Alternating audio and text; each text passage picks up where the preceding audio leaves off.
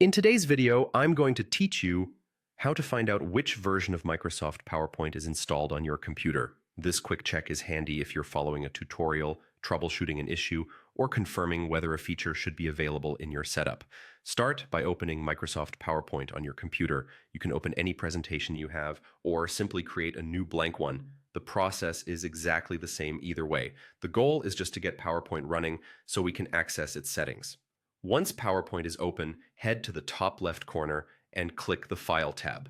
This takes you into what's called the Backstage view. Think of it as the control center for PowerPoint, where you can manage files, preferences, and see important details about your installation.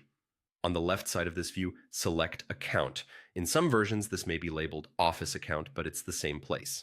This section focuses on information about your Microsoft Office product and any subscription you might be signed into. In the Account area, look for the Product Information section.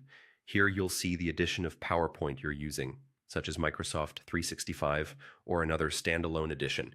You'll also see whether your installation is 32-bit or 64-bit. That bitness detail can matter when you install add-ins or when instructions specify which download to choose, so it's good to note it. If you need more specifics, click the About PowerPoint button. A small window will appear with the full version number and build number, along with other technical details. These numbers are especially useful if you're comparing features between versions, checking compatibility, or contacting support. If you're ever asked for your exact version, this is the screen to reference. You can keep it open while you work or jot down the details if you need to share them. That's all it takes. You've learned how to quickly check which version of Microsoft PowerPoint is installed, where to find your edition and bitness, and how to reveal the full version and build information.